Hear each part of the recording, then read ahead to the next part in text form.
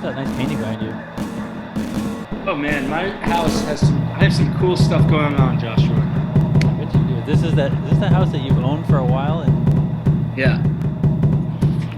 Check this out. All right. Now this is in a little bit of flux because I have a new roommate who just moved in who's a musician but this is my living room. all So right. don't mind the bed. But what you might notice is that there's these three things on the wall. One, two, and then behind this bed there's a big third one. Yeah. Where is it? Okay. And those are three paintings that my friend who's an indigenous artist, actually she's the artist in residence in New Haven right now. Really? And she's like just blowing up at a big New York gallery. And she's just offered to come do them for me. She's an old friend. And so she's going to make three paintings on these pieces. And each of these pieces, you can see we got a little piano here. Dang. Each of these pieces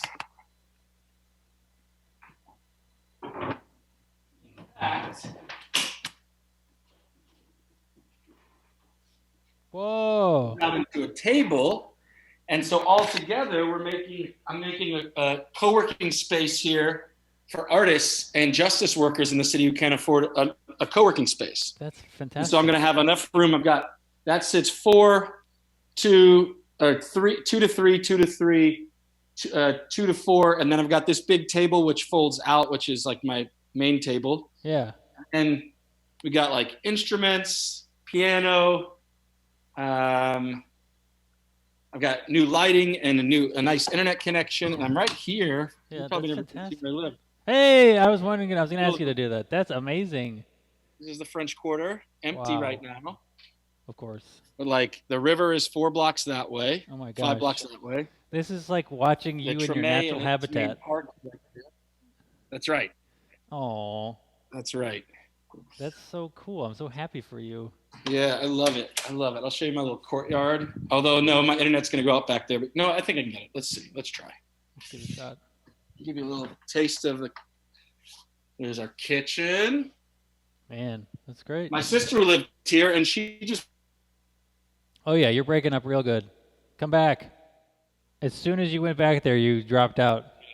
Got it. Okay. Yeah. Yeah. Do you know the Omega Institute? You ever heard of that? No, tell me about it. Oh, it's just my sister started working there. It's basically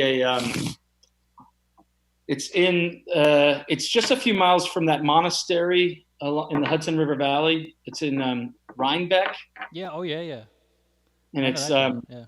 yeah, it's this institute for people, like a wellness type of thing. It's for rich people to go and like take a weekend with Deepak Chopra. You know? Is your sister rich? No, she does development work for them. I think when she took the job, she kind of, in her back of her mind, thought, this will be my chance to do wellness, to like be well.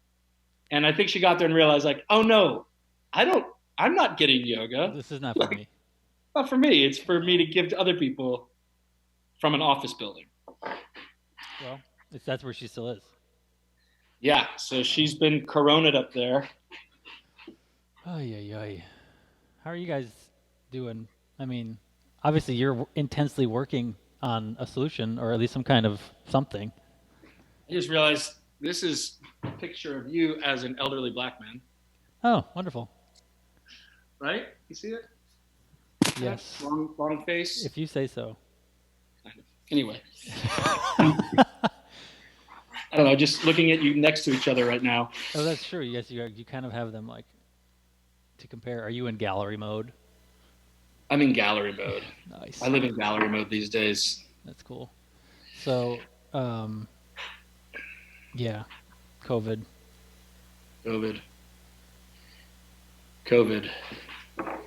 I have a friend who hasn't touched a human being. He's a firefighter. Really? And he's a first responder, so he's there all the time. He says he hasn't gotten human touch in 6 weeks. I can't imagine. No. I mean, just because he's at the firehouse? Well, he's single. He lives by himself. Right. And because he's a first responder, he's worried that he could contaminate anybody. Okay. I got you. So he just doesn't touch anybody. Like I hung out with him the other night, at like 20 feet apart and just hung out in the park and talked for a while. It's so responsible. I mean, I feel Yeah. like there's elements, especially in sort of where I'm at in Pennsylvania, that are like, nah, it's not that big of a deal. Are you dealing with that like day to day when you're trying to work with business people, or are you not really talking to the actual like business owners and stuff? Yeah, no, I'm talking to a lot of business owners, but most of my work is remote. I've been asked to go into my office. I've only been on this gig for a week and a half, but I've been asked to go in the office. So I spent 3 days there last week. I have my own office. The door's basically closed. My boss is down the hall. People wear masks when they go down the hallway. Yeah, that makes Mostly sense. because I've been having to be paranoid because my folks are old, and I found myself in position to caretake them when this all blew up. Like suddenly my dad's sight started failing and his back Ooh. blew out, and so I just found myself like having to like walk him around places. Aye. And they live super close then. They live 10 blocks from me, Okay. except as soon as COVID was happening, I got them the hell out. We went and lived on a farm in central Louisiana for a month with my girlfriend too. Oh wow. And but then their family members had to come in, so they needed the space. So then I took them to a tiny town in southwest Louisiana because we found a place to stay. And they've been there for the last 2 weeks. I was there with them for the first week, and I got this gig, and so I've been in New Orleans and Baton Rouge since then. So they are still out in the boonies. They're in the boonies. I got them on Instacart. They just don't really leave the house. Get food delivery and hang out at home. I mean, does that make you feel at least like something is in the right place that's like figured out? I'm happy for them to be there, Yeah, and not in New Orleans because in their apartment building there was a lot of people who got sick, and so I was really glad to get them out. that's good. Well, I'm glad to hear that. The right reverend.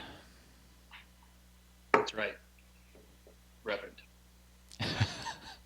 So this new gig, I mean, it sounds, I don't know. I mean, I was reading some of the minutes that are available to the public since you are now a public servant, and it sounds really intense.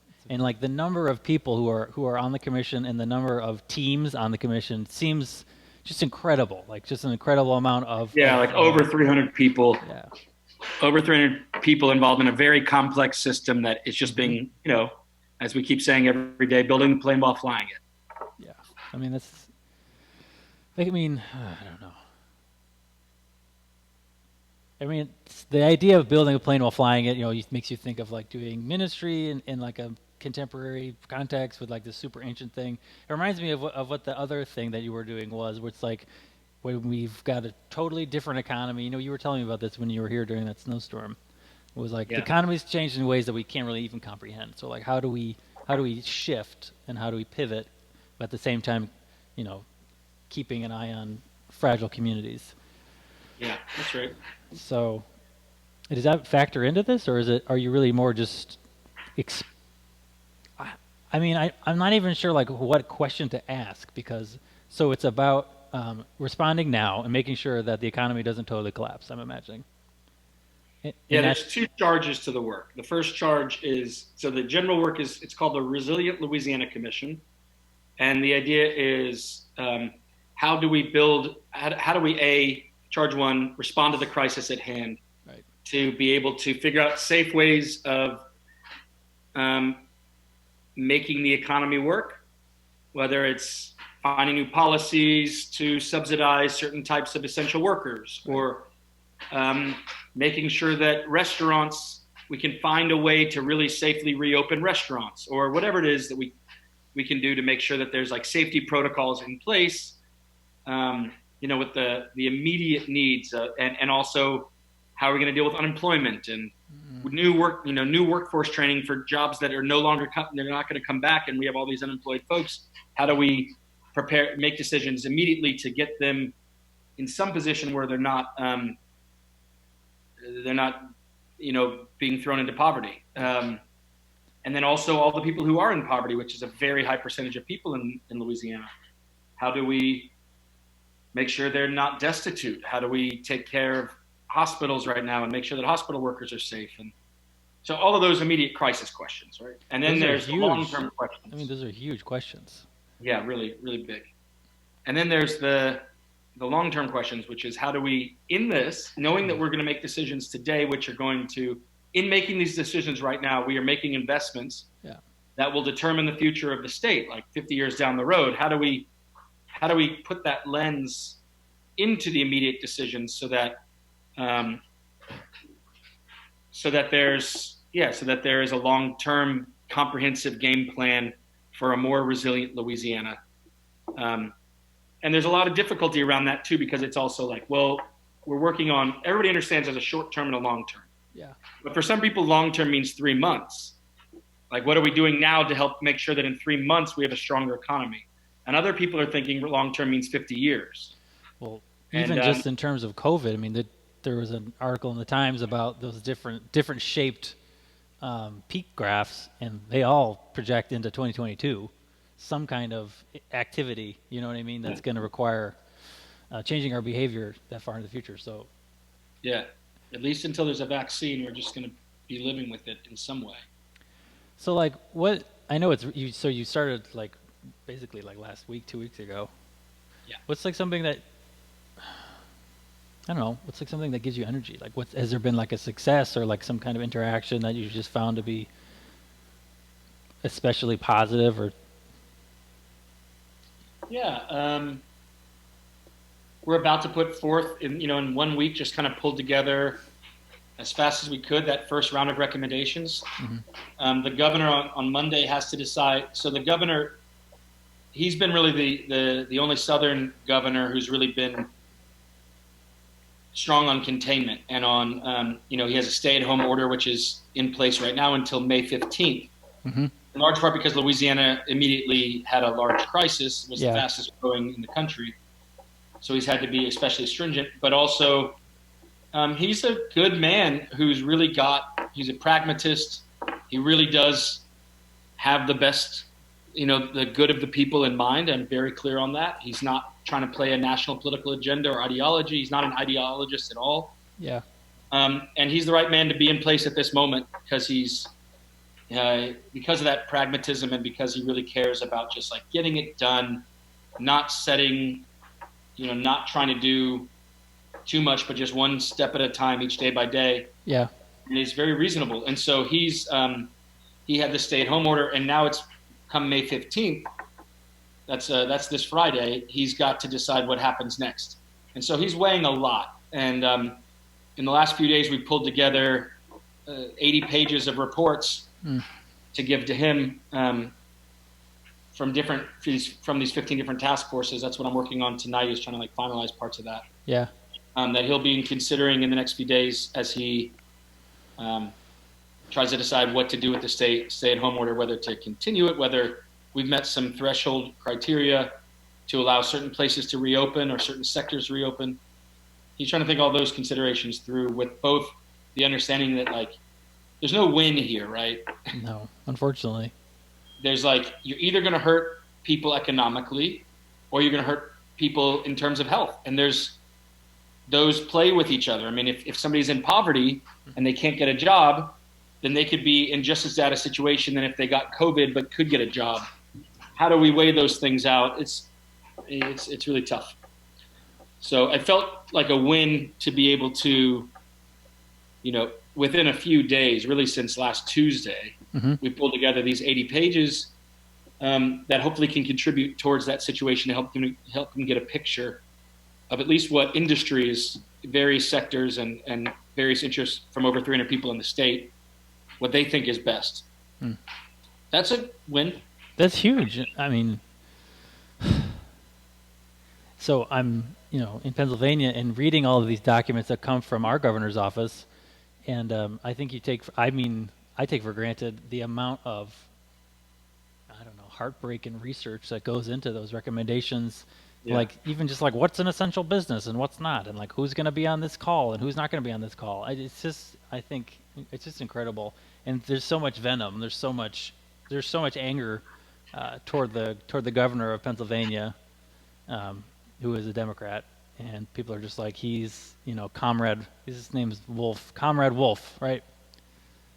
And I don't know. I mean, it makes sense. I guess as a time, as like a country, I guess like you could even say like as like a globe, we're entering into this like collective shadow time where it's like either you can deal with your impermanence or you can get really angry and blame it on other people.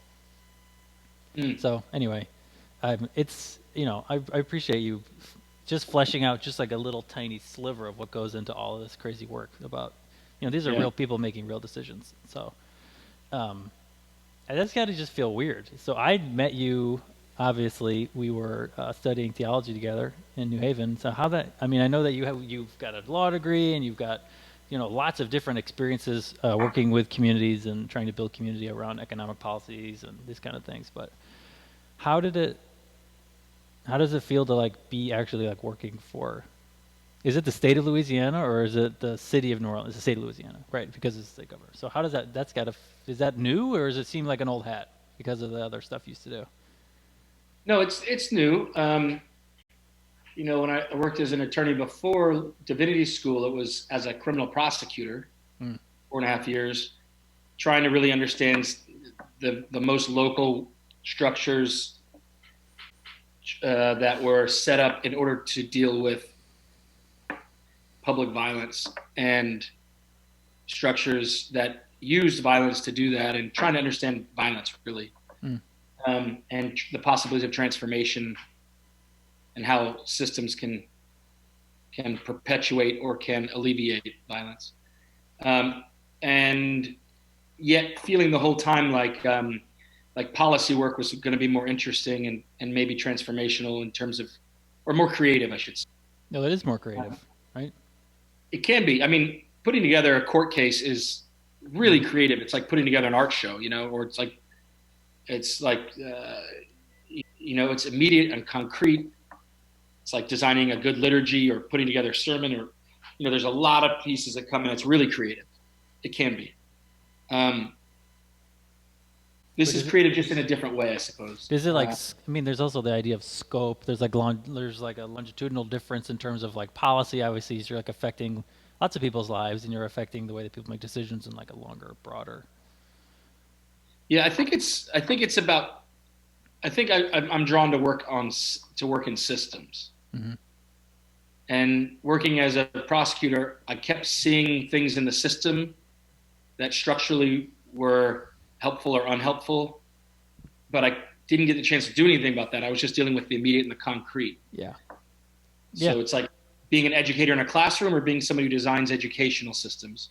And I think I've been drawn for years to be able to work on the systems and haven't really done it. I've worked on political campaigns. I've worked on facilitating processes. I've done various things, but I've never gotten to just like be in the system that designs the systems. Right. And so I'm excited to actually be in that. That feels new. Does that feel like an achievement, or do you feel like you took a step forward or step backward? And I don't mean that like in a career way, but like, I hope that makes sense. Like, did you feel like, like I'm gonna, actually I'm gonna do this, which means I'm gonna kind of like move back and I'm gonna work for, the state of Louisiana, as opposed to like, like the nonprofit. I'm assuming that like the Future Tide Partner stuff was a nonprofit, but that's right. Yep. So does it feel like a step backwards, step forwards, sidestep? Good question. I think it feels to me like, here's the way I'd put it. I discovered in the nonprofit realm, I felt frustrated that I felt like I was on the sidelines, commenting on and trying to influence the game. Yeah. And now I feel like I'm in the game. So that feels like a step forward. Balcony versus dance floor. That being said, of course, the game is, once you're in the game, it's also like you're in the trenches. You don't even see the game anymore because you're in it. Yeah, there's this metaphor that's being thrown around, especially in like the churchy jurisdiction that I'm in. That's a dichotomy versus being in the balcony and being on the dance floor. Okay. So you're on the dance floor now, right? I'm on the dance floor. That's right. It's also one of your. It's also one of your job descriptions here, or your titles is great dancer. So that's right. It's very apt.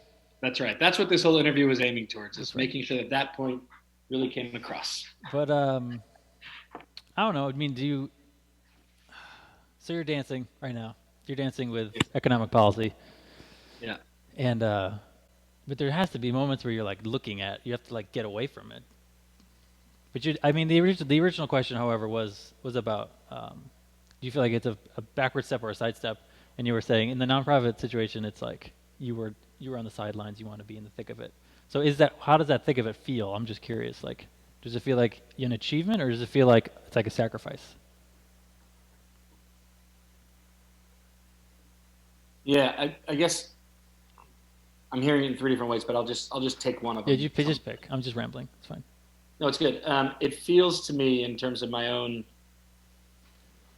um, the things I've been hoping to do for the last few years, it feels like an achievement to be able to be in it, Hmm.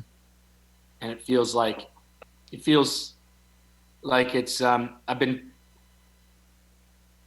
wondering for some years now if being in the policy realm is my vocation, Hmm. and this is the first time where I've gotten to actually like test that. So it feels like no matter what, it's going to be a real step forward in my own discernment of what I want to do with the rest of my life. No, that's awesome. That's great. Um, It's not a trick question. It's not like no yeah, matter. It's like not no matter what. That like I'm not looking for like yeah, yeah, yeah. a darkness. I think. I mean, I'm asking out of my own sort of situation. You know, I feel stuck, and like my background's in the arts, and now I'm like doing ministry, and it doesn't quite mix, and I feel a little bit pulled apart. So I mean, that's just coming from my own experience. So if you feel like you can, whether it's a step sideways, forward, or back, if you can feel like more like, oh, like this, I'm just who I am, and I go to work, and I feel like it's feeding these things. There's moments. There's a moment last week. The moment that felt the best last week was the only real time I've gotten to do this. But I'm discovering that I'm a process, that I really care about process, and that if process isn't in place, I don't know how to function. So like you like the process, but if there's not one already there, it's like, No, I'm happy to design it, but I oh, just want the process. gotcha. So to be able to hold a meeting in which I was going back to even just like high school student government stuff, Mm-hmm. like I feel like I have spent a lifetime being trained in facilitating processes, and when I say processes, what I mean is like operations towards No, getting I a team to get something done together. I completely understand. I mean, that's a huge part of being a pastor is like just like how do humans interact? What are we gonna do if this thing like I get what you're saying by process. It's not. I don't think it's a bad. It's not like dehumanizing.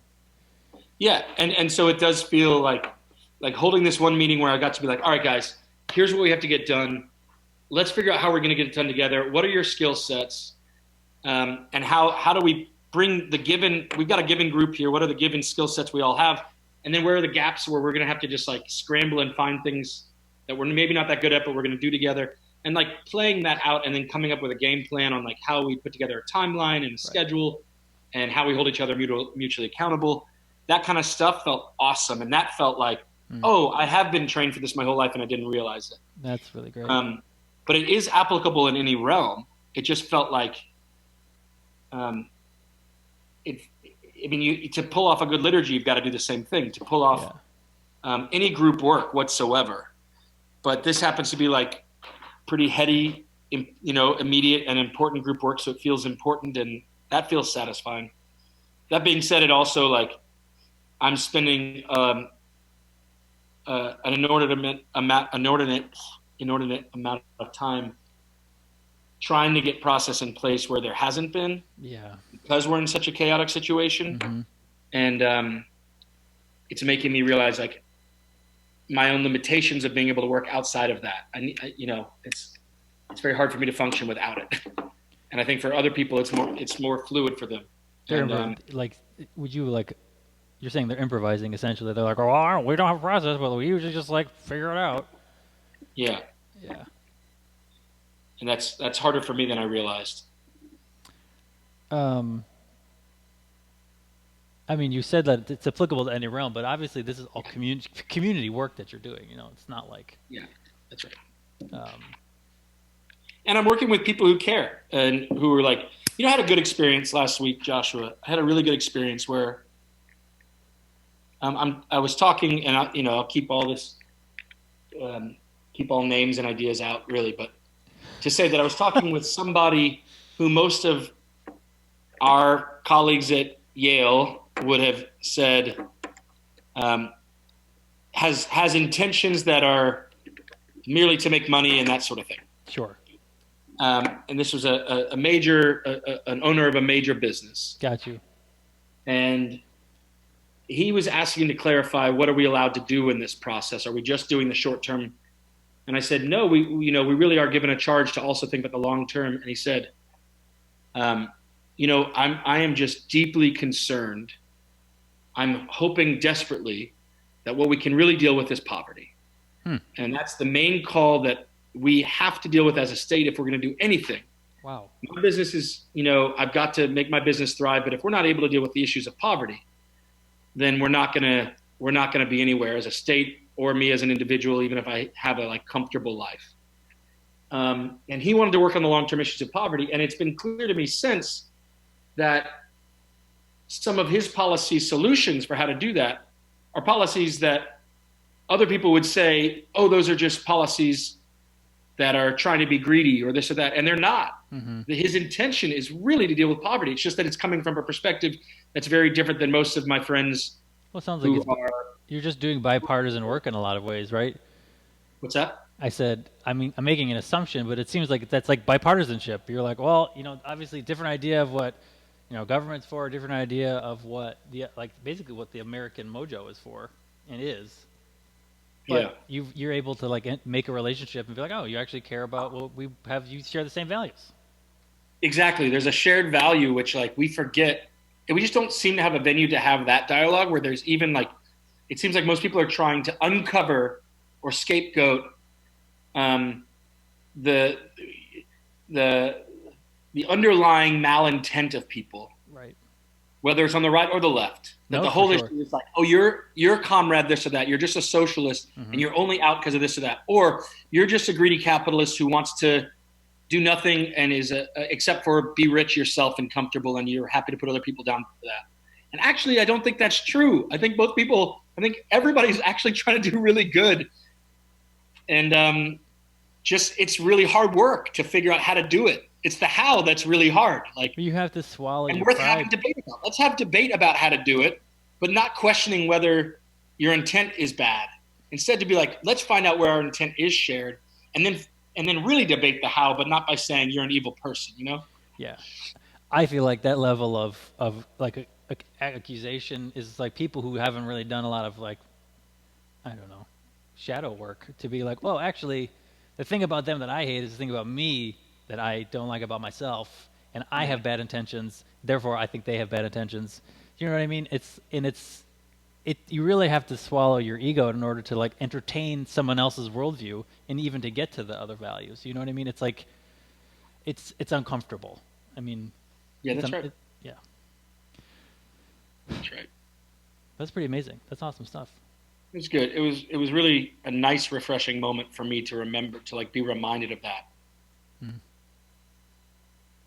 And that's what the opportunity of a crisis like this can bring out too. Yeah, definitely. I think, anecdotally people from church, they're just they say it in different ways and they don't necessarily all say the same thing, but to me, they're all sort of pointing to a tenderness that's arising in people.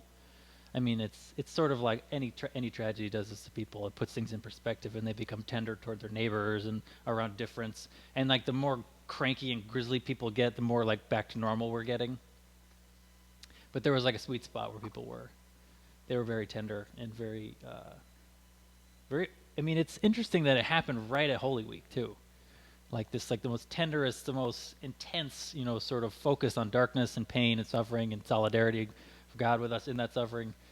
That's when this seemed to happen. It was so easy to be a spiritual leader at that time because it was, the message was what people truly needed to hear. You know what I mean? It was very special as I'm just thinking about it now. So, yeah. My girlfriend was commenting last night that she was saying, this really is biblical. There's literally a worldwide plague right now. Yeah. And it blasted out for us during Holy Week. And you're having to stay at home like the Passover. And she just kept rattling off some things. And you're there were fires in Australia. Yeah. We're in an epic moment. I mean, by biblical, the symbols get strong and alive again. It's just so human. It's that's why Scripture makes sense now because it's full of unimaginable suffering and like people banding together as communities and trying to find meaning. I mean, that's like what stories in Scripture are trying to do, trying to get you to see. So Can I ask you a question? yes, yeah. So, um, I've been very moved recently. I was very moved recently trying to explain to somebody how you came into your call. Um, and it's always stuck with me, the idea that you wanted to be a steward of these symbols. Mm. And one thing I'm wondering, I had a call right at the beginning of COVID that I thought was going to be how I'd spend the rest of COVID, which was it was me and Jonas and my dad, Jonas in Germany, and a woman that he knew in South Africa. We got on a little call just to think what's the church called to think through about all this right now. And we got into really interesting questions about how do you do pastoral care. She was a professor of pastoral care in South Africa. How do you do pastoral care as a Christian right now when you can't touch? And what does that mean? And what is the value of touch? And what is it? All those good questions. We were supposed to just keep doing it every few days, and it just didn't happen for some funny reason. I don't know why. Yeah. Anyway. Yeah. As you're talking about, as we're just sitting here right now, I'm thinking like, the church is worried so much about how to make sure that we're doing the things that what I've noticed, not being in it, not being in the game. You're in the game. But from the sidelines, noticing the church is like, okay, well, we're going to stream online and we're going to make sure to provide people what they've had.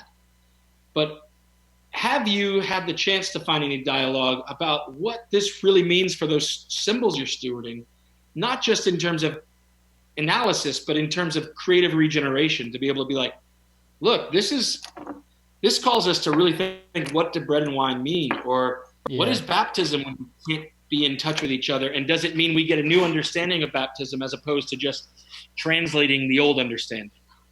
Is any of that happening for you or no? It's a lot of putting out fires. So yes and no, but like part of putting those fires out means making decisions. So like, so my church and my colleague, he was really in favor of doing just doing communion online. We'll just do it for the Facebook Live service, and people were really thirsting for it. They really wanted it, and he was like, "I think we should just do it." And I was like, let's be thoughtful." So we do it once in a while, and we're sort of like of the position that the Holy Spirit's going to do what's going to do, and I don't have control over it. And it's one community gathered around this sort of table. So we're having those kinds of discussions about what constitutes a table, what do we have control over, what don't we have control over, what is a mediated experience like in a church, a big church with a microphone, you're being mediated. How do you be mediated? It's these kinds of questions. But no, it's not fundamental about like bread and wine, because then we're still using those same things.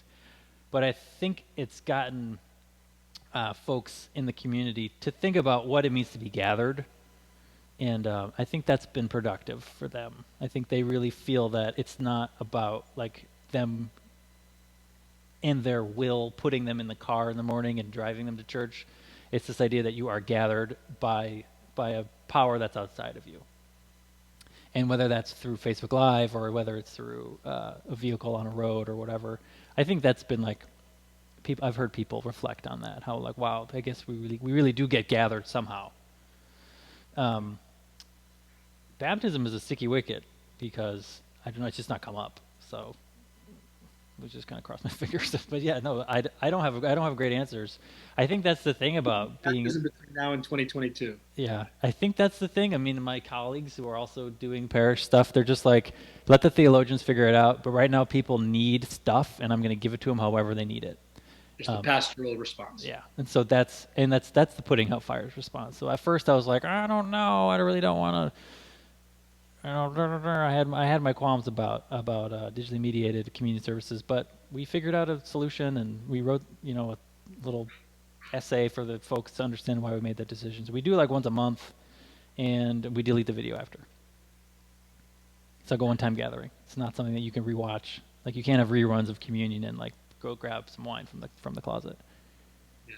Its the idea is that it has to be, there's a liveness to it. It's a live video, and that was sort of our compromise. But that doesn't answer your question. I feel like it's still a fire. It's still me putting out a fires. You know what I'm saying? Yeah, it does answer, because I was asking if you've had the chance to And it sounds like, no, you've just been dealing with the work of being a pastor instead of the work of like reforming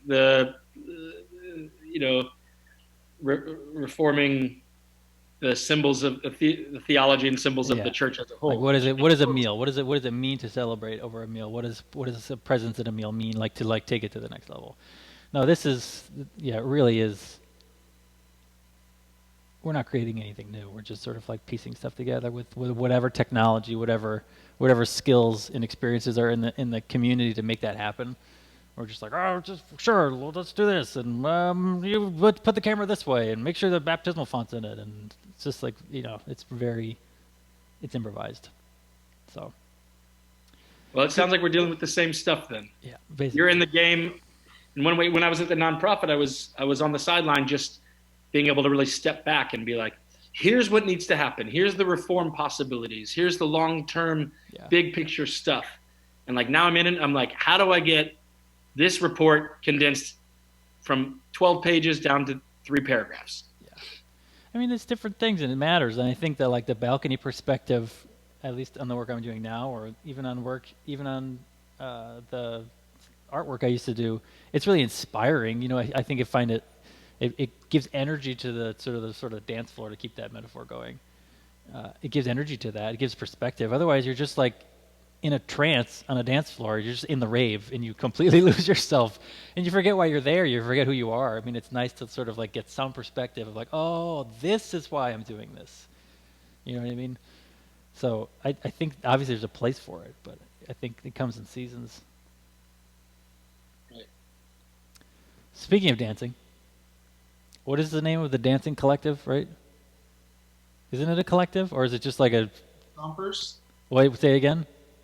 You mean the extraordinary men, or the ordinary men with extraordinary moves, the 6'10" Stompers? There you go. That's right.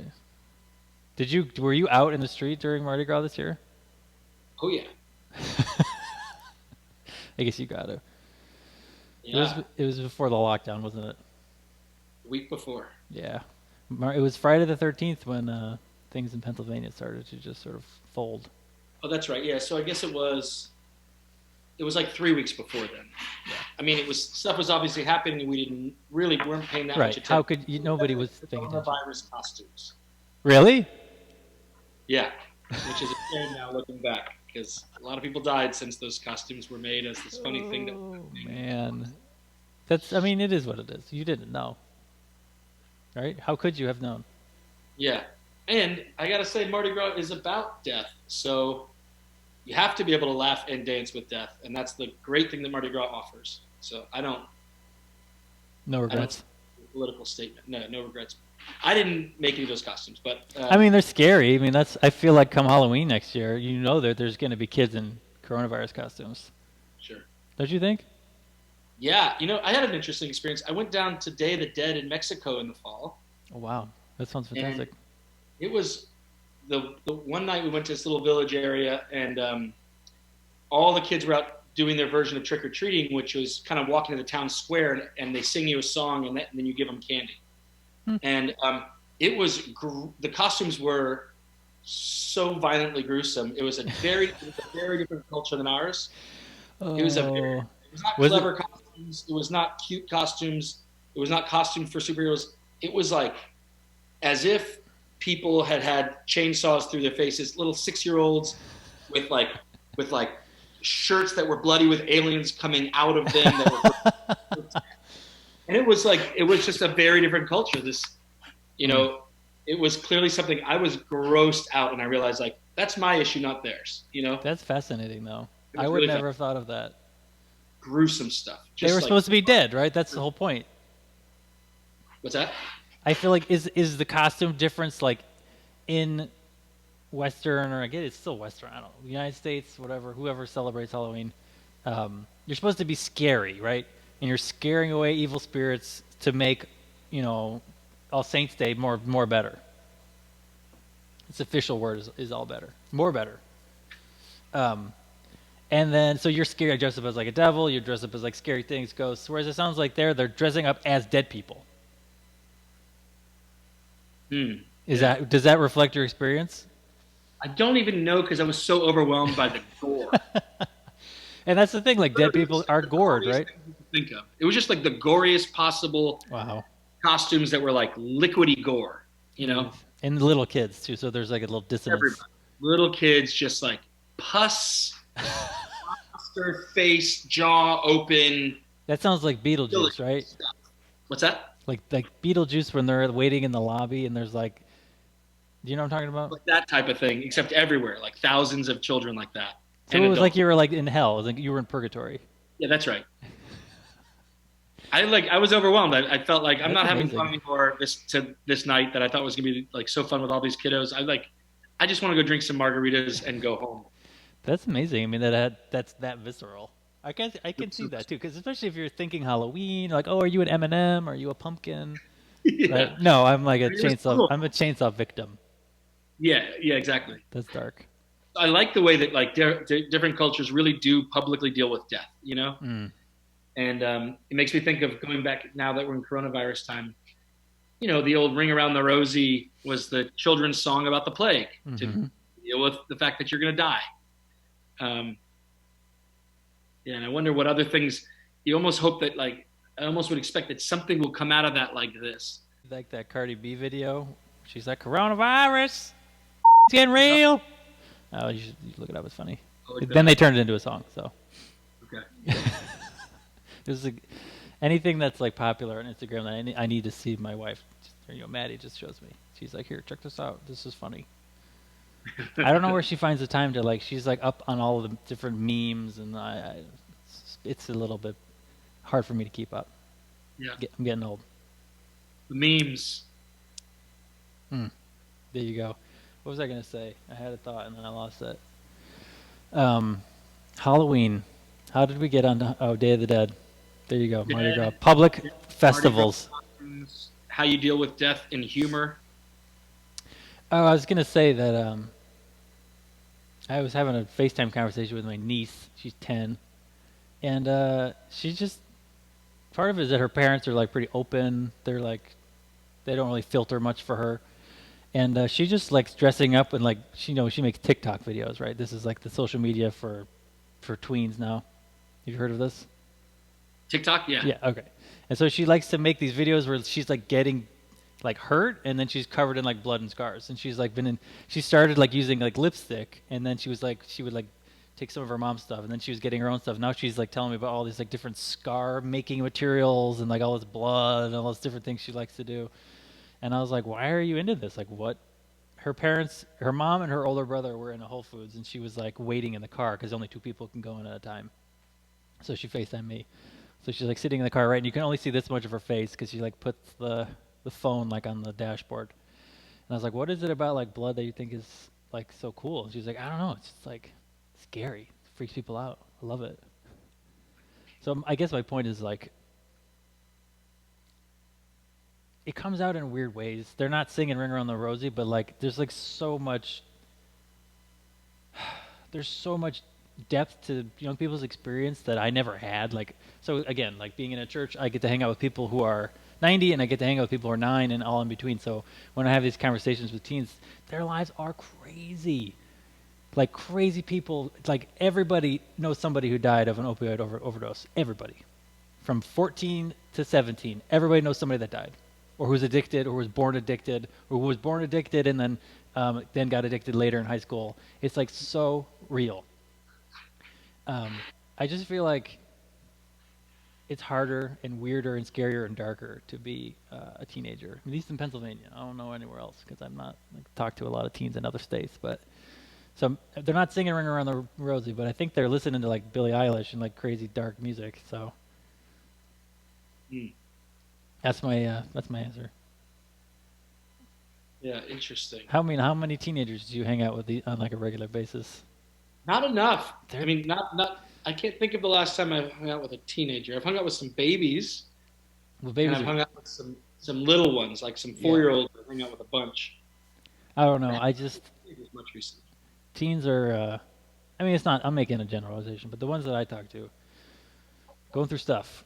They're definitely going through stuff, and like in a way that just I don't remember dealing with that when I was 16. I was just worried about like gas money and like 9/11 was scary, but it was kind of like it wasn't like in my life. It wasn't like attacking me with like, you know, this person died and this person died and this person died and that person is in jail. Like, so. Anyway, then the coronavirus happened and they don't get to graduate from high school. And they don't get to see their friends. Nah. I can't imagine being a high schooler right now and not being able to hang out with your friends. And I talk to them and they're like, well, I text them all, you know, that's like how I keep in touch. Because they don't want to follow their pastor on Instagram. It's a little weird, I think.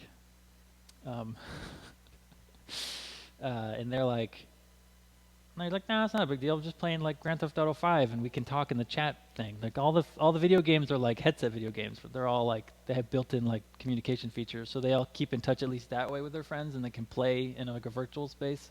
Again, so different. Anyway. Yeah, which is probably what they would do if they were next to each other anyway. They'd probably still get in the virtual space. Yeah, they both wear the headsets and be like, dude, check this out. Yeah. Anyway. Exciting times. It's crazy to be a part of the decision-making process, though, for so many people. It's just really, to me, it feels like, you know, I think a dream come true. I don't know. It seems really fun. It seems really exciting to, especially be talking to people across difference about sharing like similar values and like to be able to incorporate, you know, a theological formation, a law formation. Like that's just, it seems exciting. It's like, and it also sounds like it wasn't a job that you like applied for. It was like through relationships and through stuff like that. They called me up. They were like, "Are you available to work?" Like, will you go to Nineveh to preach the word of God? Yeah, it was one of the moments I have to say where I really was like, "Wow, something divine is happening," because my nonprofit unfortunately had some financial suffering. As it was already in some difficulties based on some grants that didn't come through. And then COVID hit, and they had to lay off a quarter of their staff, including me. So it wasn't like you stepped away. It was like they were like, "Sorry, Charlie, I'm sorry." Yeah. And it was the next day I got the call from the governor's office, who was like, "Are you available to work?" That's amazing.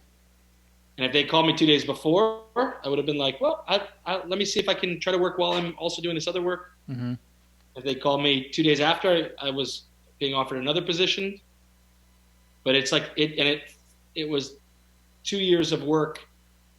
I mean, it was like actually about 5 years of work with the governor's office, very informally, with people in the governor's office, trying to think about long-term economic issues, and then trying to put together like the idea of a commission that would look at those issues, not in the middle of a crisis. And then the crisis hit, and I said, I was starting to get the word out there, like we need to be thinking about the long-term issues now, because this crisis is going to determine things. And then they called me up and they were like, "Hey, are you available to work? We're looking at putting together something that would be long-term as well as short-term. And we know you care about that."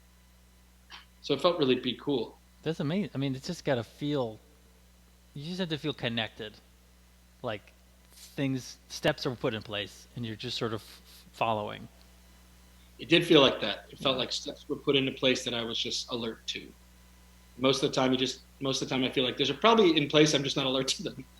I mean, that's the thing, right? And then you look back 7 years later and you're like, oh, all the misery that I was going through was because I just wasn't following what I was supposed to be doing, or what I was doing I was supposed to be miserable. That was just the way it was going. I mean, I'm speaking from my own experience, which is usually saturated with misery. But when I look back, I'm like, oh, this was so important. This is exactly what was supposed to have happened. I mean, hindsight's 20/20. That's literally the definition of that. But it's a thing, right? And it's also a thing that you have to have a sense of trust. Yeah. And you can make that Christian. You can make it anything. This idea of having trust that like you're kind of free falling, but it's gonna make sense somehow. Yeah. And it's been an interesting couple weeks too. There's been some things that have happened in the position, and there's been some real flux. And it's been one of these moments where I think, I'm not sure why, but I have felt mostly pretty relaxed even in the chaos, and have had a strong sense of, and had to work through some questions early. When I say early, I mean a week ago, where I realized that I could really decide to just like know who I was and trust my instincts. And each one that I've made the decision to trust in the last week, which were like, there were some real decisions I had to make. each one has turned out to really feel like the right thing for me to do, which has felt different in a way. It didn't feel like it was all a headpiece. It felt like there's no clear right or wrong here, but it's the decision that I need to make. In some way that just felt very different. And so there's been an instinct trust that feels very new to me. That's amazing. I honestly trying to like analyze and think through what's the right thing to do instead of just being like, now this is what I want to do or not do. I honestly don't know what that feels like. That sounds amazing. Yeah, it feels like one of the first times I've ever felt that. That's a blessing. That's really wonderful.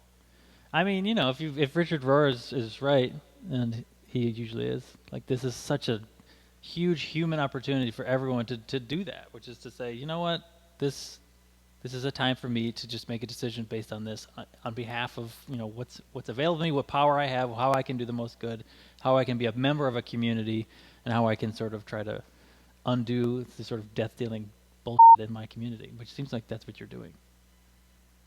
I'm trying. I'm not blowing too much smoke up your ass, am I? No, okay. Keep blowing it. Feels good. That's cool. I'm proud of you. I think it's really exciting. I had there was a small moment when I was living in New York, and I met a guy, and he was into policy. Well, that's not true. I knew somebody in undergrad too who was very much into policy and went into local politics in New York City, and then I met somebody else when I actually moved to New York. I can say their names, right? You're avoiding names because you don't want to hurt anyone's feelings. So the first person was Lincoln Wrestler, and he ran for public. Do you know that guy? No, I just love that name. It's an amazing name, yeah. So he ran for public. Because Abraham Lincoln was a wrestler. Did you know that? Is that right? Yeah, he was a mean wrestler. I did not know that. I thought he just held axes like this.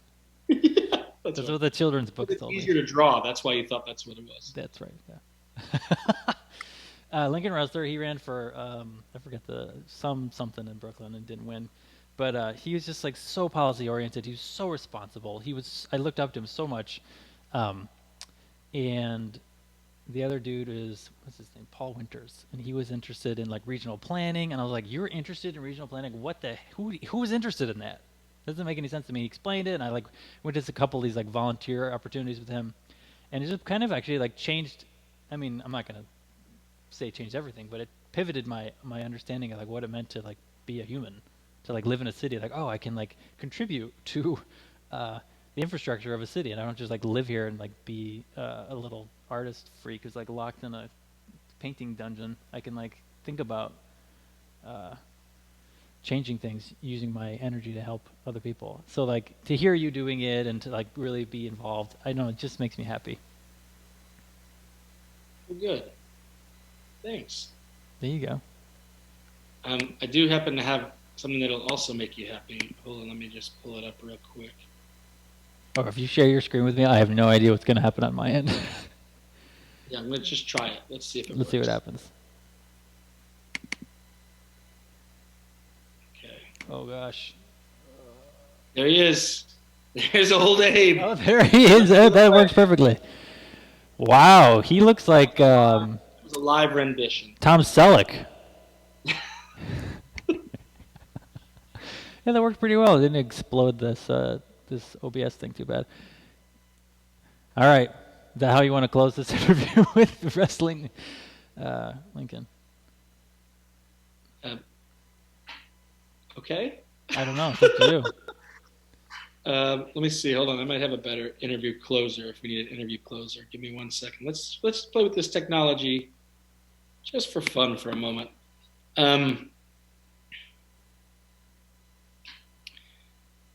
Give me just a second. I just had this. I was looking at this thing yesterday.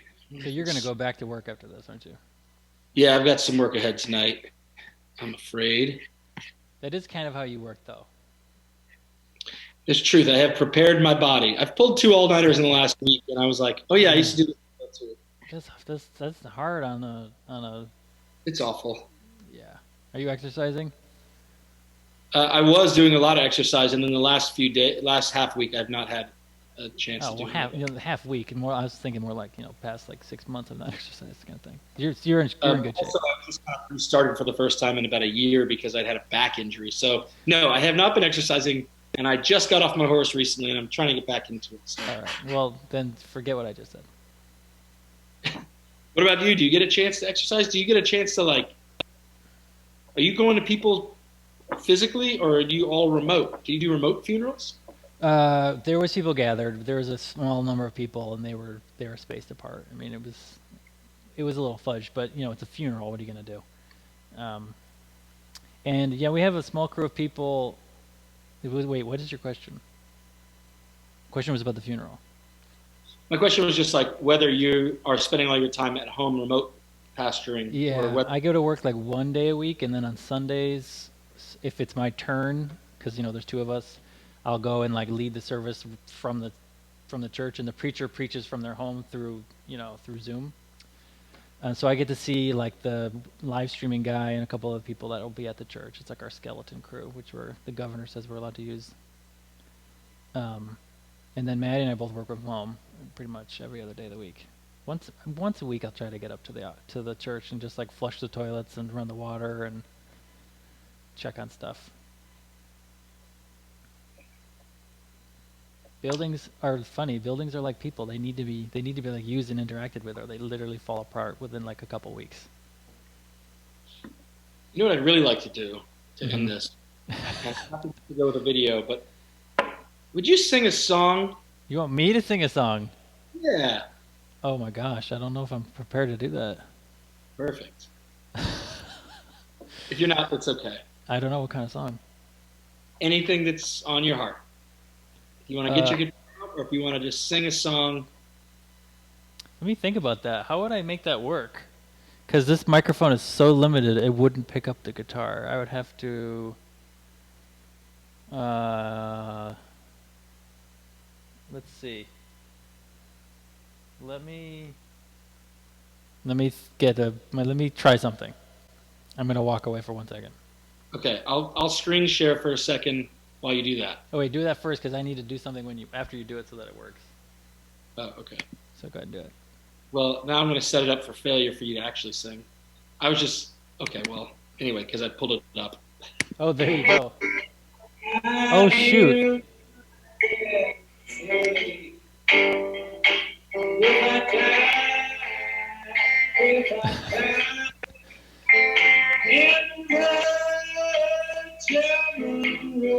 This is good enough, right? I don't have to sing now. So now I thought I might spoil that.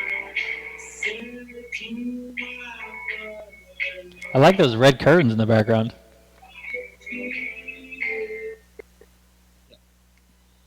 Where was that?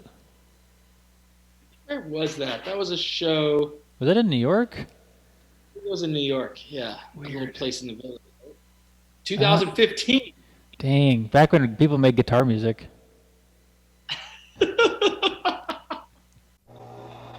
Thanks for inviting me to do this. It made me really happy. Me too. All right, I do need to get back to work. I love you, Joshua. You're the best.